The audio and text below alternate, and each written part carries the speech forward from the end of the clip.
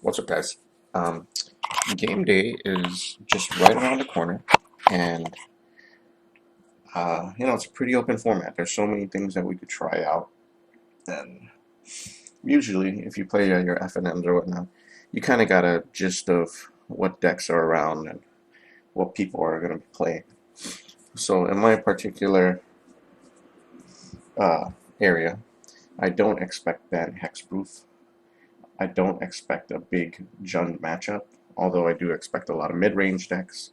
Expect a lot of aggressive type of red deck win type of decks, and a handful of control, most prominently mono black control and blue white red, and um, maybe the rare blue black pure old school blue black control list. That said, there are four decks that I am thinking about playing, and this video will be deck text for all four.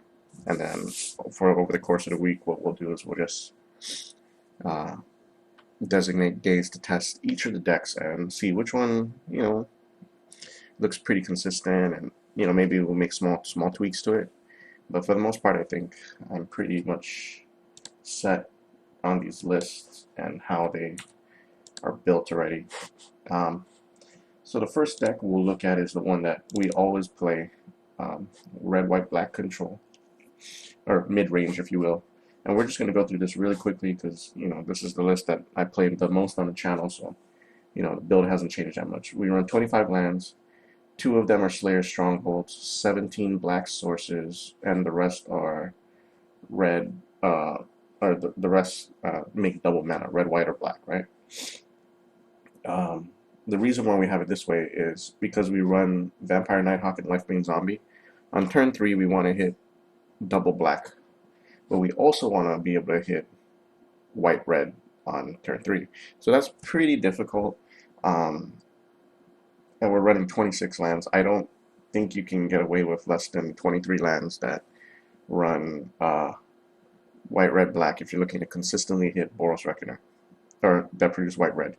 And even at that, there's going to be times that you draw Slayers or a Swamp in your main hand, and you still won't be able to play Boros Reckoner on turn 3. But coming out of the sideboard, we have a lot of cards that have that double black casting cost, and aren't necessarily needing that third white or red. So yeah, it's just a price we have to pay for the mana base. For early drops, we got 4 Pillar of Flame, 3 Mizzium Mortars, 2 Dreadboard, and that's just early game removal, 3 Doomblade, and that's just to keep things off the board so that when we hit that middle point of curves, like 3, 4, 5, then we can be very aggressive. We have 1 Liliana of the Veil just to be there in the main, and 1 O-Ring, for problematic things that hit the board. Fiendslayer Paladin, just every deck has something that, that pre-sideboard we might have an issue with, and those 2 cards really help combat that. And we have 4 War Leaders Helix to help gain us life that we might have lost, and act as Planeswalker killers and, just creature killers or straight damage to the face to help curve. For the creature race, we got 4 Boros Reckoners, 3 Nighthawks, and 1 Lifebane Zombie in the main. That's pretty straightforward. These cards are very good in combat. Lifebane Zombie is very, sure, it grabs a white or black, white or green creature. That's a big deal in a format that's riddled with them. You know what I mean? Like almost every deck has a target for it, but now, there are a few decks that might not have it, but the one thing that's pretty much overlooked is the fact that he is Intimidate. So, unless your opponent is playing black, I mean, this guy has a lot of value because, he's a three damage guy that can swing in on turn 4. You know what I mean? He's a threat. We have 2 Olivias, 2 Thundermaw Hellkites, and 4 Blood Barons. That's pretty straightforward. I mean, we just want to play some of the best bombs we can on the curve. You may notice that with this particular deck, we have a lot of lands for what we have on the board. So it's possible we drop down a land and then add something back to the main. I'm not exactly sure what, but that's a possibility. Or the other possibility is we drop one of these cards that's not a land and we add an Aurelia.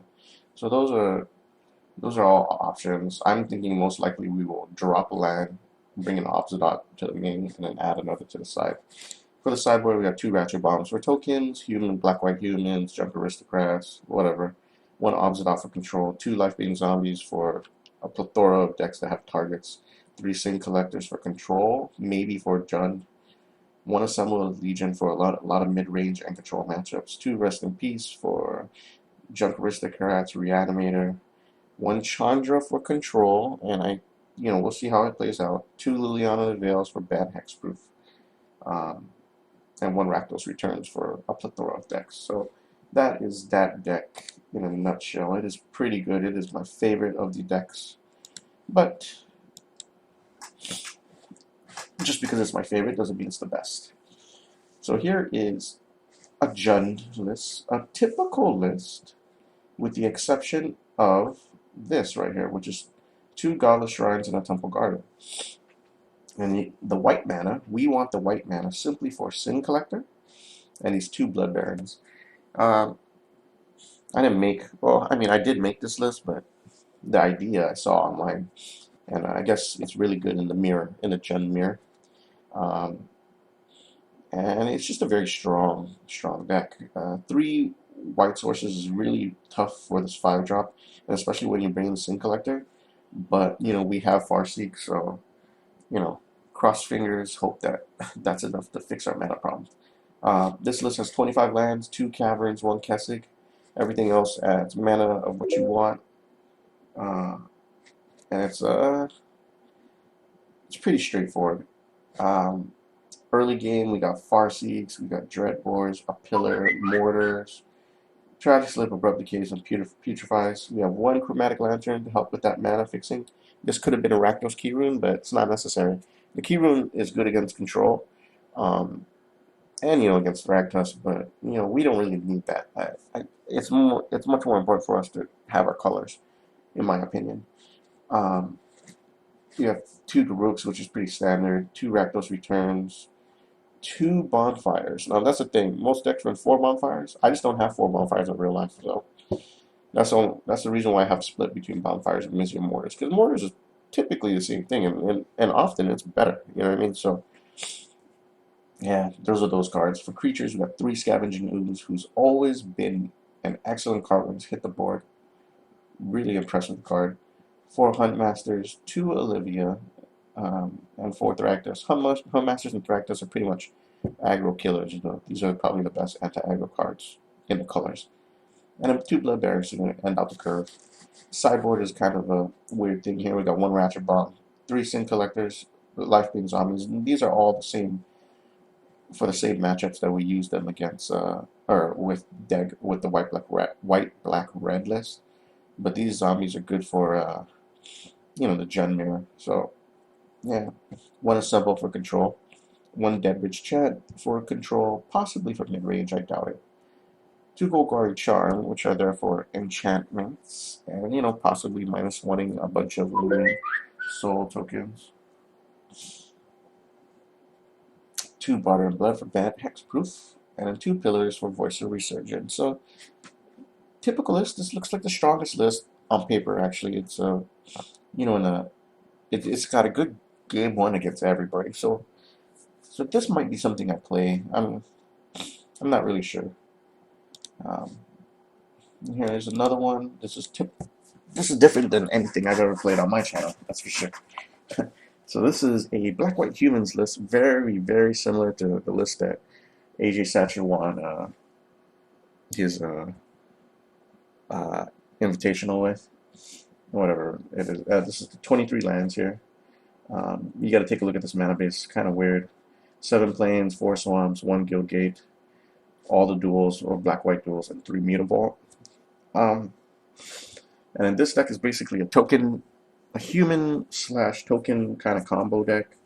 You just want to vomit out your hand and get damage in while you can with Champion of the Parish or your whatever token, swinging in for whatever damage, and hopefully win off the back of Blood Artists.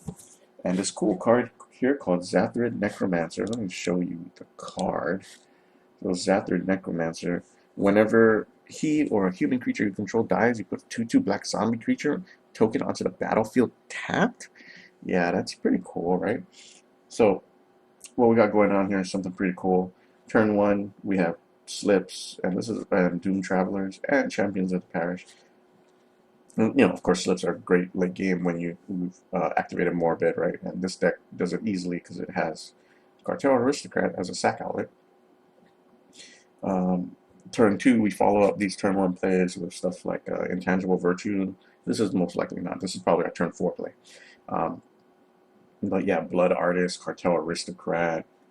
You know, we got some removal here, Doomblade Orzhov, Orzhov Charm, and like 4 Gather the Townsfolk, which is primarily there to proc Zathrid's ability and help buff up our champion in the parish, right? And to end the curve is, you know, we got 4 Lingering Souls, this Intangible Virtues right here, and we got some Mutavaults to, you know, just swing in for that last bit of damage on a clear board. This is a pretty simple deck. I have not played it, okay, so I don't know its matchups, and I'm not an aggressive player off the bat, but you know, we'll see how it does. Its sideboard is pretty interesting. Pithing Needle for a variety of cards that cause problems. Aetherling, Is It Staticaster, you know, things that this deck is going to get fucked up by. One Blood Baron, which is kind of my own tech there for Junk Aristocrats, a Black-White Mirror, or, you know, this is just a cool ending card, but only one because we're running 23 lands. It's going to be very hard to cast this guy. 3 Sin Collector for control, 3 Life-Being Zombies for, you know, the same kind of... you notice a trend in all the decks I've been playing here, and they all have these cards because I think these are cards that are very good in my expected meta. 1 War Priest of Doom to get Curse of Death Sold off the board or any kind of problematic enchantment. 2 Fiend Slayer Paladins, and this guy's pretty killer. I'd like to fit him in the main board, but I just don't think I just don't have the space. I just don't know where he goes. First Strike, Lifelink, can't be the target of black or red spells. That's pretty strong. 2 Profit and Loss, and 2 Appetite for Brains. So this looks pretty cool. We're going to test that list later on today. We'll see how that does. And lastly, we have my own kind of homebrew red deck wins. 22 lands. Rakdos deck wins, right? Red and black. 22 lands, all the duels, 10 mountains or something. Yeah, and then 4 Mutavaults. And this deck is it's kind of just like, instead of, you know, like that Black-White Humans deck, instead this is just the red version, which is just hastier, less human combos, no token combos really, and just wants to win by just getting through as quick as possible. At the 1 drops, we got 4 Stormkirk Nobles, a Stone Right, 4 Rakdos Cacklers, so that's 9 1 drops. Not including the 2 pillars that are in the main board. So that's our turn 1s. Our turn 2s are 4 Burning Tree Emissaries, 2 Firefish Strikers, 2 Gorehouse Chainwalker, 3 Lightning Maulers, and 4 Ash Zealots. So you see this is very all in on the creature base, most of which are human. And this deck just wants to vomit its hand out as quick as possible. Cards like Burning Tree Emissary are good at that. Lightning Mauler helps give these Gorehouse Clan, Chainwalker, Firefish Strikers, and you know, most of our creatures haste. Yeah. We were originally playing something Rakdos Shred Freak, but I found that with Burning Tree Emissary, the double red of Rakdos Shred Freak and Ash Zealot is just, you know, can leave some awkward hands, so we'll just stick with 4 Ash Zealot. Our 3 drop is only Zathrid Necromancer, so it's kind of we hope that we drop this card out and people kind of freak out like, oh shit, I misjudged damage, and you know, I won't be able to sweep these guys correctly, etc., etc. And then we end our 4 curve at 4 with 2 Hell Riders and 2 Falkenrath Aristocrat. This probably should be 4 Hell Riders, 2 Aristocrats, or 4 Aristocrats, 2 Hell Riders, but yeah, I don't know. We'll just test it this way. Sideboard, we got 2 Olivias for the mirror as well as mid-range creature matchups. We want this kind of trump card for Burning Earth, which this is I want to play this main deck, but I think in my meta a lot of people just can't afford dual land, so I don't know how effective it would be, but I know that this card is just very, very good. It lands a lot of decks. I personally played Mana Barbs a lot back in the day, so I find that this is gonna hopefully have the same kind of effect. 2 Pillars for voice and other problematic early game drops, 2 Dreadboars, 3 Mizzium Mortars, and then 2 Mark of Mutiny. I think all of this, this might need to be another kind of grabbing card, whatever, control magic kind of card. I don't know about giving my opponents a +1 counter, but yeah, these are the decks. So, you know, we're gonna test them out and we'll see how they do.